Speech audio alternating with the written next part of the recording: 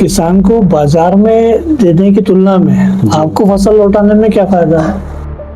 50,000 से चलने वाली समिति 2 करोड़ के आसपास पहुंची। अपन देखें तो ऑन एन एवरेज जी 1 एकड़ में कितना गेहूं उत्पादन होता होगा? का उत्पादन लगभग 28 से 30 तक भी लोग रखते हैं। एक नए कॉन्सेप्ट को शुरू में क्षेत्र में उतार रहे हैं और जानकारी पूरी तरह से नगर में अक्सर हमारे देखने में आता है कि किसानों को शिकायत होती है कि बीज मिला क्यों?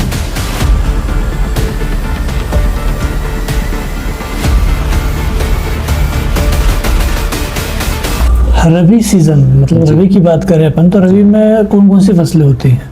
रबी में मुख्य तौर पे गेहूं और चना सबसे महत्वपूर्ण फसलें हैं। इसमें मध्य प्रदेश भी अग्रणी है, गेहूं के मामले में भी, चने के मामले में भी। और इसके अलावा सरसों हुआ या अपना अलसी वगैरह हुआ, इस तरह की फसलें भी अन्य क्रॉप में ली जाती हैं। अच्छा, जी मतलब अपन बात करें गेहूं की जी तो सीओर बेसिकली गेहूं के लिए ज़्यादा जाना जाता है। वैसे भी सीवर प्रसिद्ध है गेहूं के लिए। तो गेहूं में कितनी तरह की वैरायटी अपने पास रहती है? जिस चीज़ के लिए सीओर पहचाना जाता है, सरबती C306 वैरायटी है, वो तो यहाँ का एक कहें तो उसका ट्रेडमार्क सीओर का यही है। बिल्कुल। पर इसके अलावा बहुत सारी वैरायटियां हैं जो कठिया गेहूँ और खाने वाले गेहूँ, दो में कैटेगराइज है। अच्छा, कठिया गेहूँ वो है जो हार्ड इसका सीड होता है, जिसको दलिया सूजी वगैरह इसमें इस्तेमाल करते हैं। अन्य आटे की वैरायटी में इस्तेमाल करने वाले जो खाने के गेहूँ कहलाते हैं, उसमें कई सारी वैरायटी डेवलप हो चुकी हैं। तो थोड़ा सा आप बताना चाहेंगे कि उनके किस किस तरह की वैरायटियां होती हैं, नाम जैसे वगैरह? हम काठिया गेहूँ की बात करें तो HI 8759, जिसको हम तेजस के नाम से जानते हैं, जो इस समय बहुत प्रचलित है। भूसा मंगल 8713, भूसा अनमोल है 8737, और तरह की कई सारी वैरायटी इसमें है कठिया में। कठिया। और खाने वाली वैरायटियों में कहें तो चंदोसी गेहूँ है, HI 1418 हुआ, GW 513 हुआ, GW 322 हुआ, और अपना HI 1650 हुआ, 1653 हुआ, इस टाइप की वैरायटी है। अच्छा, तो जैसे आप गेहूं की बात कर रहे हैं अपन, जैसे अभी आपने 2 वैरायटी में उसको कैटेगराइज किया, तो मतलब सारे गेहूं का आटा नहीं बनता है? नहीं, आटा सभी तरह के गेहूं का बन सकता है, पर जो जिसमें हार्ड सीड ना हो उसका आटा ज़्यादा अच्छा बनता है, अच्छा, जिसकी रोटियां सॉफ्ट होती है। तो उसको अपना कोई ऐसा मापदंड होगा पहचानने का कि भाई ये गेहूं, अब मार्केट में अपन गेहूं खरीदने जाते हैं तो नॉर्मली अपन तो आटे के लिए खरीदने जाते हैं गेहूं, बिल्कुल बाकी जो रवा मैदा सूजी ये हुआ है तो अलग से मिल जाता है अपने को। बिल्कुल। तो उसको अपन कैसे पहचान सकते हैं? यहाँ पे हमारी वही जो बीज की तकनीक काम आती है कि बीज का हमारा नाम स्पेसिफाइड होता है कि भाई ये GW 513 है, तो ये वो 513 ही है, 513। और वो खाने की चपाती के लिए उपयुक्त है। अच्छा, हार्ड सीट में हम कहें कि HI 8759 है, तो बाई नेम तो हम बीज को पहचान सकते हैं, पर अनाज के तौर पे हमें खाली देखना होगा और देने वाले दुकानदार के ट्रस्ट पे हमें लेना होगा। बिल्कुल। हार्ड सीट की पहचान है कि उसका दाना बड़ा, बोल्ड और कलर में तेज होता है। अच्छा, और जो गेहूं के अपने चपाती के लिए इस्तेमाल होता है, उसका गेहूं छोटा दाना और उसमें लस्टर कम होता है, चमक कम होती है। इस तरह से हमको देख के पहचान सकते हैं। बहुत बढ़िया। अब जैसे गेहूं की अपन चर्चा कर रहे हैं, तो गेहूं की बोनी करने के पहले किन चीजों का ध्यान रखना जरूरी होता है? वैसे जैसे हमारे खरीफ सीजन कंप्लीट होता है, खेतों में नमी कुछ मात्रा में होती है। सबसे पहले तो वो नमी खत्म होगी, तब उसमें फंगस की शिकायत खत्म होगी मिट्टी में, तो उसको 1-2 बार की भूमि को पलटी होना जरूरी है। अपनी मिट्टी अच्छी तरह से सूख जाए, इस बात का विशेष ध्यान रखें। हर एक वैरायटी का अपना अपना एक ड्यूरेशन है, उस ड्यूरेशन को ध्यान रखते हुए और उसकी बोनी का जो समय है उसका विशेष तौर पे ध्यान रखते हुए जिस किस्मों का हम चुनाव करना चाह रहे हैं या आगे लगाना चाह रहे हैं, उसके लिए निर्धारित समय होता है कि वो अक्टूबर एंड में लगेगी या नवंबर के फर्स्ट वीक में उपयुक्त है, या लेट सोइंग की वैरायटियां हैं तो वो नवंबर एंड में या दिसंबर के फर्स्ट वीक में उपयुक्त हैं। इन सब चीज़ों का वैरायटी के चयन करते समय ध्यान में रखना होगा। अच्छा, मतलब कि गेहूं की ड्यूरेशन भी अलग अलग होती है, कुछ कम समय में आता है, कुछ लंबा समय हाँ। लेता है। हर एक गेहूं की मतलब एक सीमा है, अच्छा। समय सीमा है कि वो 110 दिन में आएगा, 125 दिन में आएगा, 135 दिन में आएगा। जिनके लंबे ड्यूरेशन है उनकी बोनी अक्टूबर एंड में हो जाती है या नवंबर फर्स्ट वीक में होती है। और गेहूं की बोनी का सबसे उपयुक्त टाइम 15 नवंबर होता है। उस एवरेज टाइम को ध्यान में रखते हुए बोनी करना चाहिए। बहुत बढ़िया। और इसमें मतलब है कि हर गेहूं के हिसाब से पानी का भी एक अलग चीज होगा कि कितना हाँ, पानी देना है। वेराइटियों को हम अलग अलग अगर इस दूसरे उसमें बांटना चाहें तो हम पानी के आधार पे भी बांट सकते हैं, अच्छा। असिंचित, अर्धसिंचित और सिंचित के तौर पे। असिंचित की स्थिति में जैसे सरबती वेराइटी है, C306 सुजाता है, इनको हम असिंचित क्षेत्रों के लिए रिकमेंड करते हैं। अच्छा। अर्धसिंचित में वो वेराइटी आई है जिसमें एक पानी मिल गया तो ठीक है, 2 पानी मिल गया तो ठीक है। ऐसी कई सारी वेराइटी हैं।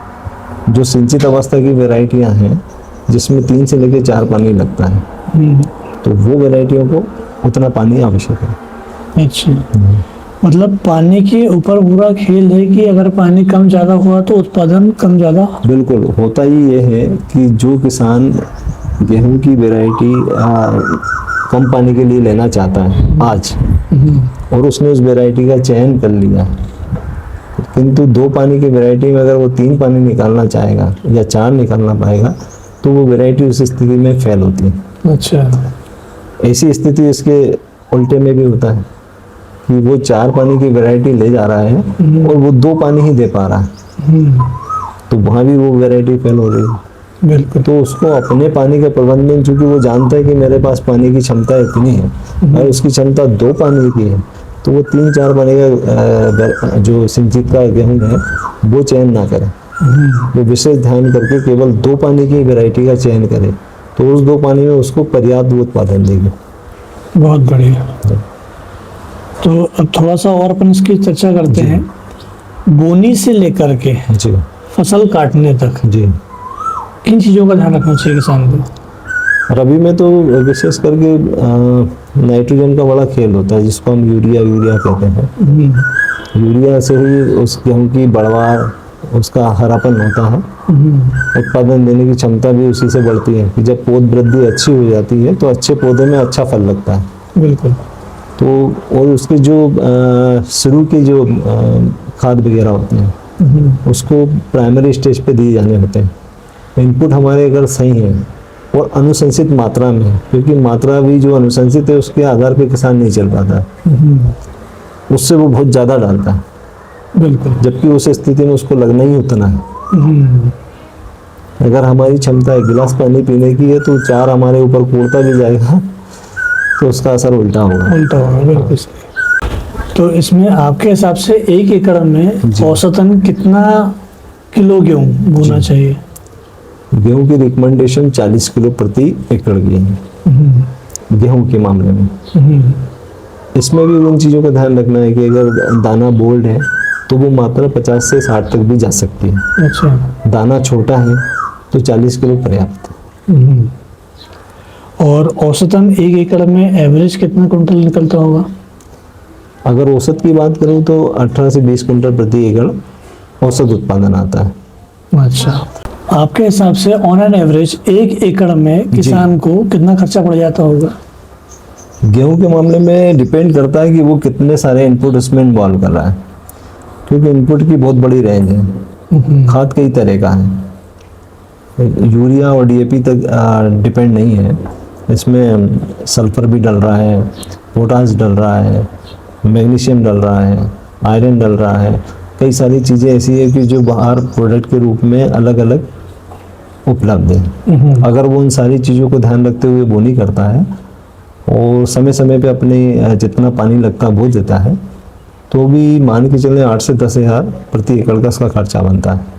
मतलब सारे अपन मिला ले, बोनी से लेकर पहले बखा जमीन तैयार करने से लेकर उसकी खाद की पूर्ति करते हुए, बोनी के बीज की व्यवस्था करके, फिर उसके बाद खाद की पूर्ति करते हुए, कटाई हार्वेस्टिंग और उसकी थ्रेसिंग करते हुए ये खर्चा आता है। बहुत बढ़िया। अब इसको अपन देखें तो ऑन एन एवरेज जी 1 एकड़ में कितना गेहूं उत्पादन होता होगा? ऑन एवरेज जो सामान्य तो है कि वो 18 से 20 कुंटल प्रति एकड़ आता है। अब वेराइटी पे ये डिपेंड करता है।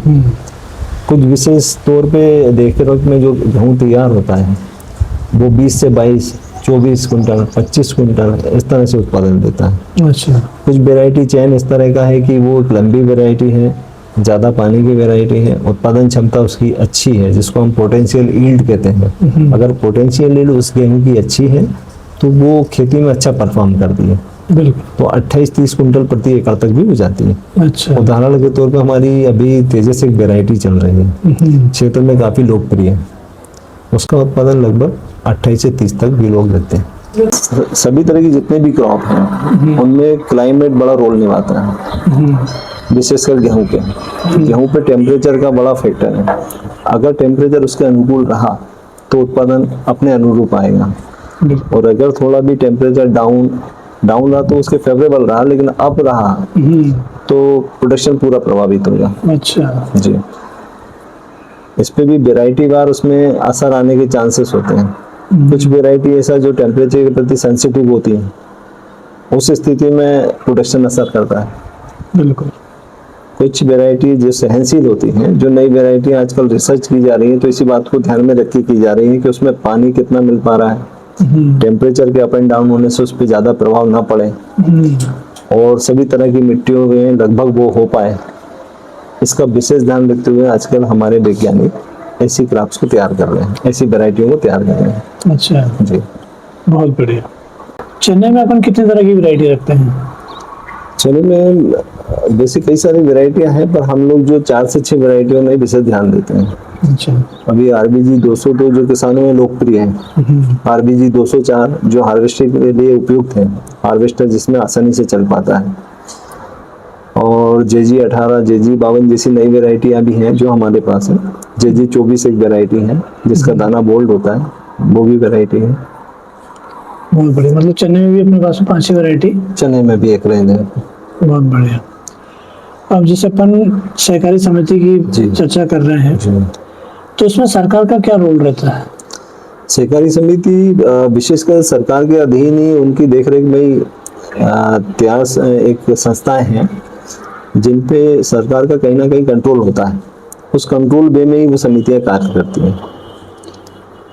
मतलब एक तरह से अपन समझे कि ये सरकार की एक हाँ, डिवीजन एक इकाई है, सरकार की एक इकाई है जो सरकार को प्रत्यक्ष अप्रत्यक्ष दोनों रूप से सहयोग करती है। बिल्कुल। तो जैसे अपने समिति के माध्यम से जो किसानों को बीज अपन उपलब्ध करवाते हैं, इसके लिए सरकार कोई प्रोत्साहन राशि या किसी प्रकार की कोई सब्सिडी देती है? केंद्र सरकार और राज्य सरकार दोनों का फोकस किसानों के ऊपर रहा है, जिसमें पहले भी कई सरकारों ने सब्सिडी का प्रावधान किए थे। अच्छा। और सब्सिडी भी अलग अलग स्टेज पे, जैसे कि प्रमाणित बीजों पे उसको बोनस है, और उत्पादन पे भी कि अगर वो प्रमाणित बीज का उत्पादन करता है या आधार बीज का उत्पादन करता है तो इस तरह की उसको सब्सिडी दी जाएगी। बहुत बढ़िया। ताकि उसका प्रोडक्शन बढ़ाए किसान, या किन्हीं किस्मों को वो चाहती है सरकार की नवीन किस्मों को बढ़ाए, उस स्थिति में उन किस्मों को चयन करके भी वो सब्सिडी के प्रावधान करती है। अच्छा। ताकि प्रोडक्शन उनके अनुरूप आए। बहुत बढ़िया। तो अभी ये चीजें चालू है कि कहीं कुछ इफेक्ट हुआ इस पे? हाँ, गेहूं के मामले में अभी कुछ जिले हैं मध्य प्रदेश के जिसमें सब्सिडी निरंतर है, और सीहोर में अभी सब्सिडी बंद है। अच्छा। पिछले 2 साल से सब्सिडी सीहोर के गेहूं के क्षेत्र में नहीं आ पा रही। दलहन और तिलहन फसलों पे सब्सिडियां हैं। मतलब मुख्य तौर पर भी गेहूं पर अभी सब्सिडी बंद है अभी फिलहाल बंद है। बहुत बढ़िया। तो इसमें किसी प्रकार की कोई दिक्कत आ रही है किसानों को फिर देने में बीज वगैरह? थोड़ा सा उसको बाजार से कंपेयर करता है बीज को, तो वो उन लागतों को नहीं समझ पाता है, तो उसको कहीं ना कहीं महंगा देखते हुए उसको परेशानी तो आती है। सब्सिडी एक उसके लिए थ्रस्ट का काम करता है। सब्सिडी अगर इन्वॉल्व होती है तो वो बढ़ जाता है। बहुत बढ़िया। लेकर आप ही को फसल लौटाता है? ऐसी बाध्यता नहीं है, किंतु जो रजिस्टर्ड किसान हैं जिनसे बीज उत्पादन कार्यक्रम किया जा रहा है, उनसे अपेक्षा की जाती है कि बीज हमको वापस दें। उसमें भी फाउंडेशन या बीजर सीड होता है, तो उसके लिए हमें एक तरह से अनुबंधित होता है वो कि हमें बीज लौटाना ही है। बाकी अन्य स्टेज पे ऐसा आवश्यक नहीं है।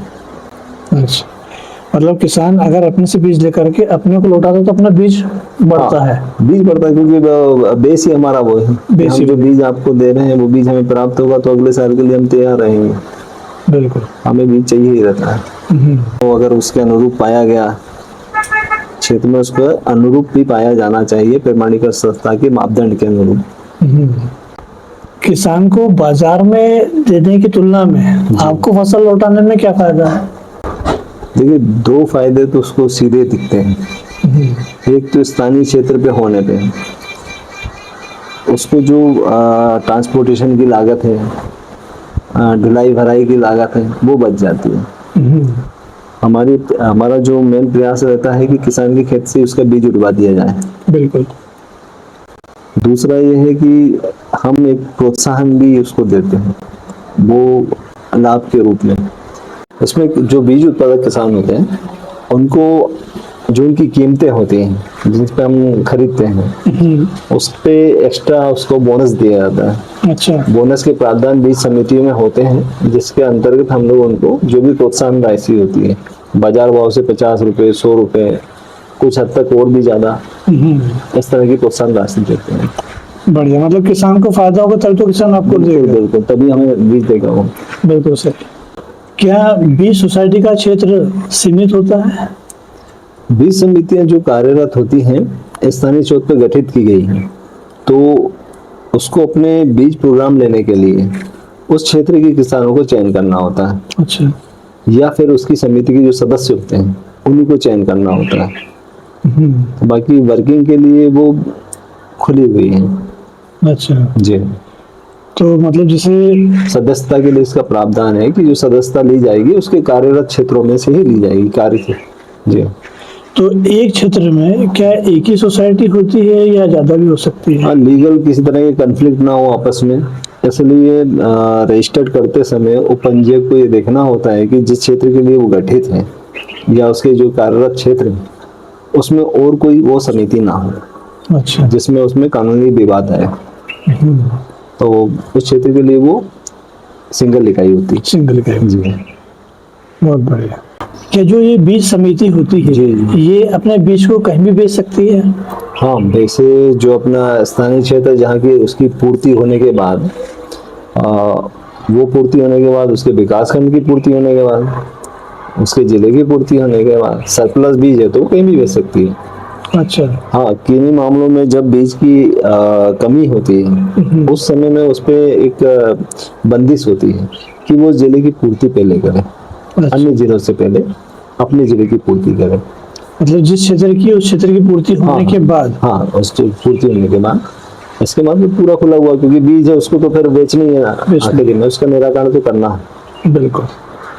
तो क्या कोई भी बीज सोसाइटी शुरू कर सकता है? हाँ, जिन क्षेत्रों में बीज समितियां नहीं है उन क्षेत्रों के किसान चाहें तो वो अपने कोऑपरेटिव रजिस्ट्रार को अपने आवेदन कर सकते हैं और क्षेत्र के लिए गठित कर सकते हैं। तो उसके लिए किन चीजों की आवश्यकता होती है या किन चीजों का ध्यान रखना जरूरी होता है? उसकी बेसिक रिक्वायरमेंट होती है कि वो फार्मर्स होना चाहिए, किसान होना चाहिए, उसके बाद जमीन होना चाहिए। जो समिति के सदस्य होंगे उनके नाम से कितनी भी जमीन हो पर वो होना चाहिए। अच्छा। ये उसके बेसिक नाम से वो अपने पहचान पत्र इस तरह के 2-3 कागजों के साथ वो सारे अपने फार्म की फॉर्मेलिटी करके रजिस्ट्रार को पेश कर सकते हैं। रजिस्ट्रार को उपयुक्त लगता है अपने स्तर पे तो वो उसको गठित कर देगा। तो क्या इस तरह की बीज सोसाइटी शुरू करने के लिए बड़ी पूंजी की आवश्यकता होती है? बीज का एक व्यवसाय है और वो कुछ थोड़ा भी करते हैं तो एक लमसम पूंजी की आवश्यकता पड़ती है। अच्छा।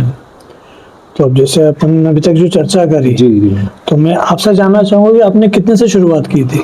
शुरुआत मैंने 50,000 के बीज से की थी। अच्छा। केवल 50,000 से जो मैं बीज खरीद के लाया था उसको फिर मल्टीपल किया था। मल्टीपल करने के बाद फिर उसका जब खरीदी हुई थी, खरीदी में चैलेंज आता है कि अब आप इतनी धनराशि कैसे पे करोगे। जितने का आपने बीज उठाया है उतना कैसे पेमेंट करोगे?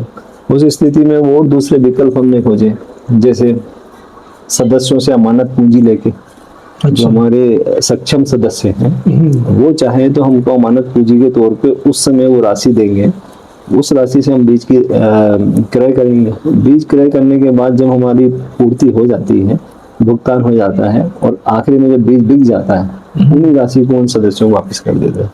अच्छा। दूसरा तरीका होता है कि फिर हम ऐसे बीजों को जिनको हमें तुरंत आवश्यक है, उन बीजों को हम भंडारित करते हैं सरकारी गैराज में। वहाँ पे 70% बैंक से सहायता मिल जाती है। अच्छा। वो 70% हमारा 30% मिला के इस तरह से उस राशि को भुगतान कर दिया जाता है। और जैसे ही वो सीजन शुरू होता है तो धीरे धीरे उसके जो बिक्री से आने वाला फल है, प्रतिफल है, उससे हम रसीदें उठाते रहते हैं। बहुत बढ़िया। जी तो अभी तक की अपन ने जो आपने शुरुआत बताई, जी उस हिसाब से देखें तो अभी तक कितने वर्षों में जी। आपकी समिति की क्या प्रोग्रेस हुई है? 50,000 से चलने वाली समिति 2 करोड़ के आसपास पहुंची। बहुत बढ़िया। बीज व्यवसाय से शुरू हुआ तो बीज से कंसर्न जितने काम हैं, जैसे कस्टम हायरिंग सेंटर हुआ, वेयर हाउस हुए, आज समिति के अपने खुद की जमीन है। इस तरह से धीरे धीरे प्रोग्रेस हुई। मतलब आपने 50,000 रुपए से शुरुआत करके जी। आज 2 करोड़ रुपए तक की अपन ने जर्नी ट्रेवल करी है। जी इसमें अब जैसा बता रहे हैं कि समिति ने काफी सारी चीजें, मतलब काफी एसेट्स डेवलप कर लिए अपने। जी जी एक बहुत बढ़िया है। जी। तकरीबन 17-18 साल हुए अभी मेरे ख्याल से सोसाइटी को। हाँ, 2008 से आज करीब 17 साल हो गए उसको। तो एक अच्छी जर्नी सोसाइटी जी। ने ट्रेवल करी है। एक अनुमानित आंकड़ा अगर आप बता सको कि इतने वर्षों में जी। लगभग कितने किसानों को अपन लाभ पहुंचा चुके होंगे? ये प्रत्यक्ष तौर पे तो वो किसान लाभान्वित हुए जिन्होंने हमें बीज उत्पादन करके दिया, तो उनको कई सारी राहतें मिली। अप्रत्यक्ष तौर पे कई लोगों को रोजगार मिला। फिर जिन किसानों ने हमसे बीज प्राप्त किया और उसको मल्टीपल किया, उनके खुद के प्रोडक्शन में जो वृद्धि हुई, इस तरह से कई किसान हमसे जुड़े। और ये आंकड़ा तो बहुत बड़ा पहुंच चुका होगा कि जिसमें हजारों में संख्या है। हजार में से। हाँ, जो लाभान्वित हुए। बिल्कुल। जी। अभी तक का आपको जो एक्सपीरियंस है जी। वो अगर आप शेयर करें तो? बीज समिति को लेकर, बीज समिति एक बहुत अच्छी पहल है उस क्षेत्र के लिए कि जहाँ स्थानीय लोग मिलकर या स्थानीय किसान मिलकर इसका गठन करते हैं, वहीं अपने बीजों की आपूर्ति करते हैं, नए नए बीज उनको मिल जाते हैं, प्रोडक्शन बढ़ जाता है और उनको देखते हुए अपने को भी बहुत खुशी होती है। बिल्कुल। क्योंकि प्रोडक्शन बीज समिति जब तक नहीं थी, इसके पहले और आज में बहुत फर्क आया, लगभग 200% का। जहाँ किसान 10 से 12, 14 कुंटल प्रति एकड़ उत्पादन ले रहे थे, आज नवीन किस्मों के बदौलत वो 25, 26, 27, 28, 30 के आंकड़े को छू रहे हैं। तो कहीं ना कहीं ये 200% की वृद्धि उनके उत्पादन में हुई। बिल्कुल। और वो उनकी खुशी के अलावा हमारी खुशी भी है। सही है। कुछ जो एफर्ट हमारे पिताजी ने करे थे, उसका आज परिणाम भी है। बिल्कुल। दूसरी चीजें ये भी है कि बीज के मामले में एक बड़ा रोग आ गया है कि जो नकली बीज आने लगे हैं। नकली बीज इन द सेंस कि किसान कहीं से भी कोई भी बीज ला रहा है, कोई भी नई वैरायटी के नाम से उसको मार्केट में उतार रहा है, अन्य किसान उस पर टेस्ट करके उन चीजों को कर रहे हैं, तो जो एक्चुअल वैरायटी वो खो जा रही है। नई वैरायटी में उसका परफॉर्मेंस उस किसान को नहीं पता है कि भाई क्या उसका उत्पादन हो सकता था, या उत्पादन होते हुए मैंने देखा हो तो अगले साल के लिए मैं तैयार रहूं। पर वो एकदम नई वैरायटी है जिसका उत्पादन मुझे नहीं पता, उसको नहीं पता, और बड़े महंगे रेट में उसको खरीद रहा है। अच्छा। आज की स्थिति ये है कि ऐसे नकली बीज नकली है या असली है, 25,000 रुपये कुंटल, 30,000 रुपये कुंटल की लागत पे वो उसको ला रहा है। अच्छा। हमने देखा कि 7 से 8,000 रुपये इस पे एक्स्ट्रा लागत लगनी है। तो वो 30-35 हजार रुपये उसको कुंटल का बीज पड़ रहा है। आज वो कुछ भी करेगा, उत्पादन क्या करेगा, वो पूरा उत्पादन ले भी लेगा तो आज उसका वही लागत खड़ी नहीं हो रही। सही है। तो ये अंधी दौड़ में भागा जा रहा है। उनको उन किस्मों का कम से कम चयन करना चाहिए जो लगातार अच्छा परफॉर्म कर रही है। सही है। तो इस तरह से जो भटकता हुआ किसान दिख रहा है बीज के मामले में, वो बड़ा गलत हो रहा है। आज से 5 साल पहले तक बड़ी सुंदर स्थिति थी कि जो किस्में चलती थी उसका बहुत उत्पादन होता था और किसान खुश होता था। सही है। तो जैसा भी आपने बताया आपका एक्सपीरियंस के हिसाब से चीज़ों को, जी तो आपके हिसाब से जी। अभी इस फील्ड में क्या स्कोप है? स्कोपिंग वाला तो क्षेत्र है ही। बीज हमेशा लगना, बिल्कुल। खाद्यान्न हमेशा चाहिए, लोगों की जरूरत खाद्यान्न है, उसके लिए बीज आवश्यक है, तो बीज हमेशा रहेगा। तो स्कोपिक फील्ड है, अनलिमिटेड स्कोप है। अनलिमिटेड स्कोप है। कोई एक्स्ट्रा एफर्ट डाले तो उसके बाई प्रोडक्ट में जा सकता है।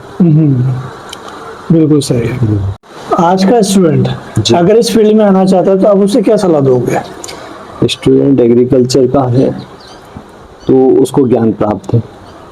बाहरी क्षेत्र का स्टूडेंट है तो और कृषि से जुड़ा हुआ, उसको थोड़ी समझ है कृषि की, तो उसके लिए अच्छा स्कोप है। उसको यहाँ अगर वो पूंजीगत व्यवस्थाएं कर सकता है, अच्छा उसका प्रबंधन पूंजी को लेकर है, तो इस ओर बढ़ सकता है। बिल्कुल। कहीं ऐसा लगता है कि मेरे पास पूंजी नहीं है, तो उसको प्रबंध करने की उसमें क्षमता है, तो भी वो बढ़ सकता है। क्योंकि सहकारी समितियों में ऐसे वही बहुत सारे प्रावधान हैं। कुछ स्थितियों में सरकार मदद करती है, कुछ स्थितियों में वो अपने मेंबर से अमानत राशि लेकर उस व्यवसाय को चला सकता है। अच्छा जी बहुत बढ़िया। और जैसे कि आज का जो किसान है, जी जैसा भी आपने थोड़ी देर पहले बताया कि गलत बीज के चक्कर में पड़ जाता है, तो आप किसान को क्या सलाह देना चाहोगे? किसान को मैं कहना चाहूँगा कि डिपेंडेंसी से हटे। पहले नए नए बीज की जो उसको ललक या लालच दिख रहा है आज, वो कहीं ना कहीं उसको डुबो रहा है। वो आज नहीं समझ पा रहा है। 2-3 साल में मैं जो देख रहा हूँ उससे किसान की उन्नति नहीं हुई, अवनति हुई है। अच्छा। तो वहाँ पे वो इस बात का विशेष ध्यान रखे कि पहले से वो बीज बोता हुआ उसने देखा है, उसका उत्पादन अपनी आंखों से देखा है, ऐसे बीजों पे भरोसा करें सही। और आगे जाके उसको बढ़ाएं। जो परंपरागत बीज उसको लाभ दे रहे हैं, उसका कम से कम 70 से 80% के क्षेत्र में बोनी अपने उस बीज की करें जिसको वो निरंतरता से बो रहा है या क्षेत्र में चल रहा है। ऐसे बीज 70 से 80% तक बोए, 20% में वो उसको अपना अनुसंधान प्रयोग करने वो करें सही। नए बीज को लेकर, और डिपेंडेंसी पूरी ना रखें। गुणवत्ता वाले बीज खरीदें, प्रमाणीकरण से प्रमाणित बीज खरीदें, खुली दुकानों से बीज ना खरीदें। इन बातों का विशेष ध्यान रखें। बहुत अच्छा। जी। बीज समिति के अतिरिक्त भी आप और क्या करते हैं? बीज समिति वैसे तो हमारा मेन फोकस बीज समिति पे ही रहता है, पर इसी तरह की कोऑपरेटिव हमारी यातायात को लेकर है, अच्छा। तो उससे रिलेटेड काम भी करते हैं। एक एफपीओ गठित किया हुआ है, उसमें भी हमारी मानसिकता यही रही है कि किसानों के संपर्क में निरंतरता से हैं, तो उस संगठन को कंपनी एक में रजिस्टर्ड करा के उसको आगे बढ़ाएं। अच्छा। उस पे सरकार की सहायता प्राप्त एक ड्रोन भी है जो हमारे एफपीओ को मिला था। वो बाकी अन्य बाहरी क्षेत्र के जैसे कस्टम हायरिंग सेंटर है, एक हमारा पीडीएस हमारी सोसाइटी को मिला हुआ है, जिसमें गरीबों को जो अनाज मिलता है वो हमारी संस्था के थ्रू भी मिलता है। अच्छा। जी। अभी जैसा आपने बताया कि एफपीओ गठित किया जी। हुआ है, तो एफपीओ क्या होता है? एफपीओ फार्मर प्रोड्यूसर ऑर्गेनाइजेशन होते हैं।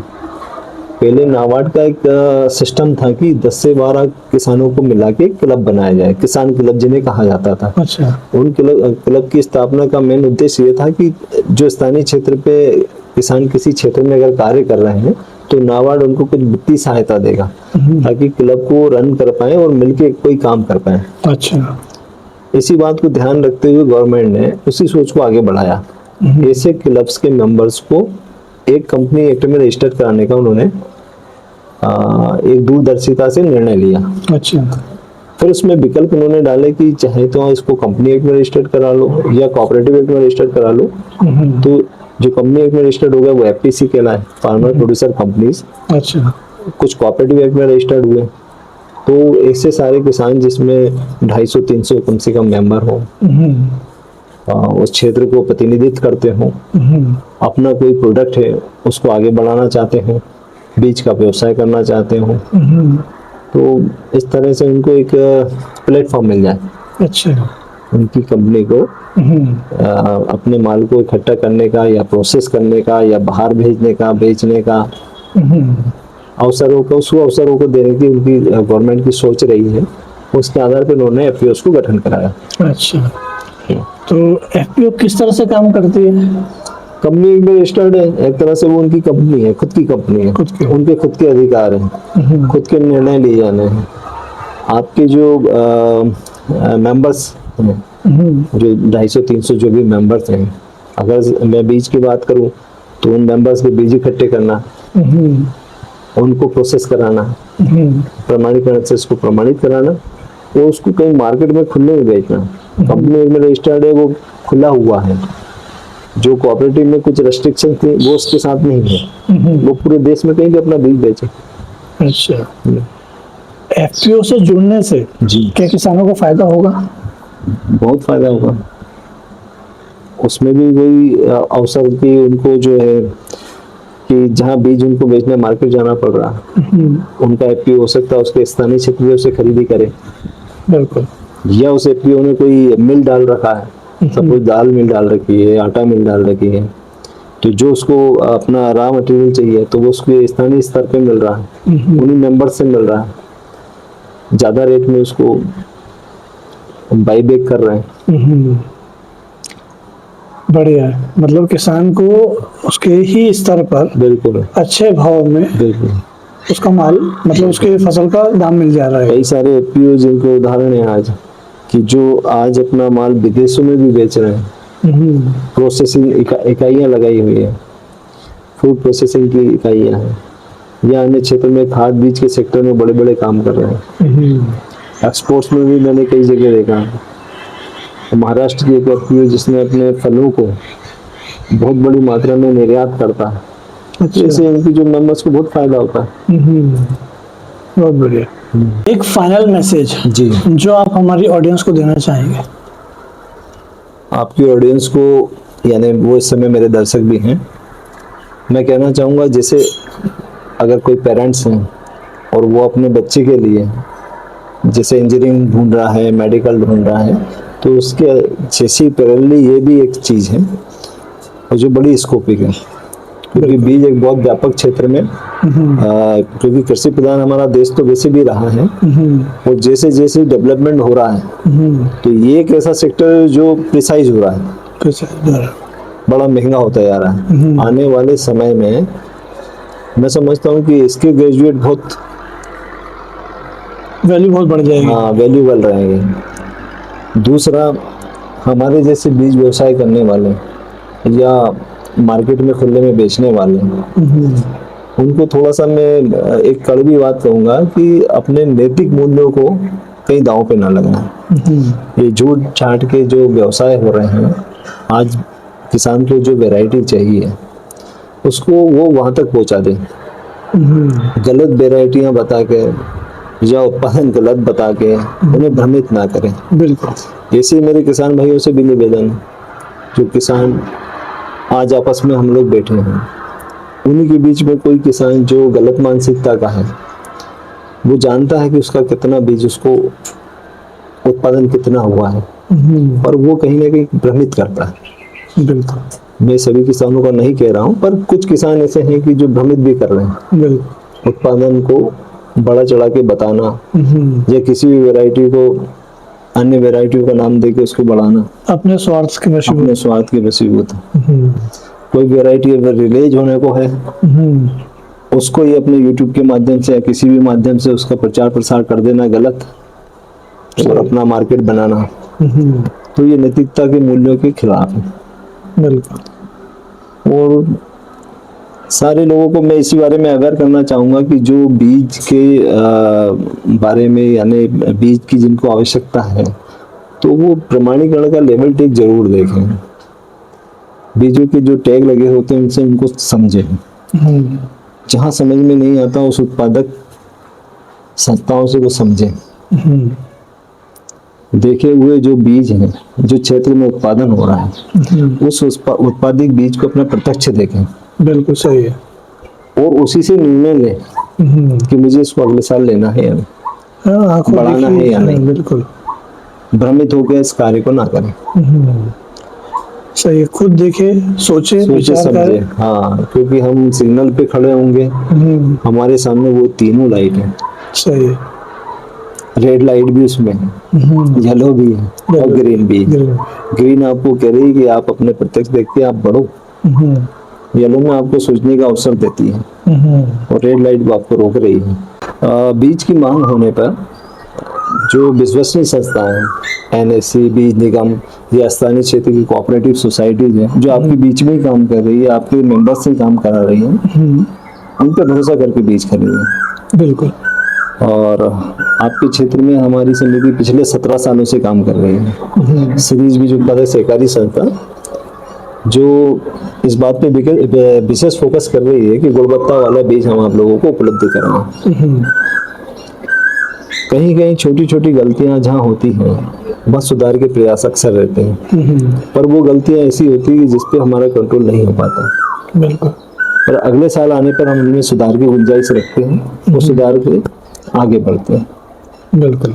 मैं चाहूंगा कि सीरीज बीज उत्पादक सहकारी संस्था जो पिपलखेड़ा में स्थापित है, अधिक से अधिक लोग उसको जाने, बिल्कुल, और एक बार विश्वास करके इन पे सेवा का अवसर दें। बिल्कुल। अच्छी गुणवत्ता का, भरोसेमंद, और आपके क्षेत्र में जो सरकार के द्वारा रिसर्च किया हुआ नई वैरायटी जो लेकर के आती है सरकार, उसको आपको देने की सतत प्रयास रहते हैं। तो आप भी एक बार भरोसा करके बीज जरूर लें और सेवा का मौका दें कि जो हमने बताया है उस पर हम कितने खरे उतरे हैं, वो आप खुद देखें और भरोसा करें।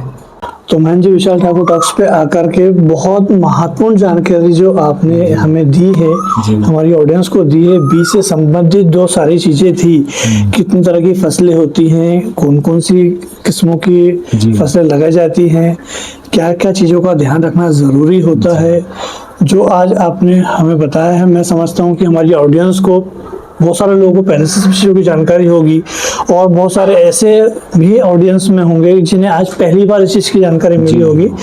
तो आपका बहुत बहुत आभार व्यक्त करता हूँ, आपका बहुत बहुत धन्यवाद हमारे प्लेटफॉर्म पर पधार कर। बहुत महत्वपूर्ण समय आपने दिया और बहुत महत्वपूर्ण जानकारी हमारे साथ। धन्यवाद, ऑडियंस को भी बड़ा बड़ा धन्यवाद जी, थैंक यू। अगर ये वीडियो आपको अच्छा लगा हो तो लाइक करें और शेयर करें, और ऐसी ही कहानियां जानने के लिए हमें सब्सक्राइब जरूर करें, और वीडियो के अंत तक बने रहने के लिए आपका हृदय की गहराइयों से बहुत बहुत धन्यवाद।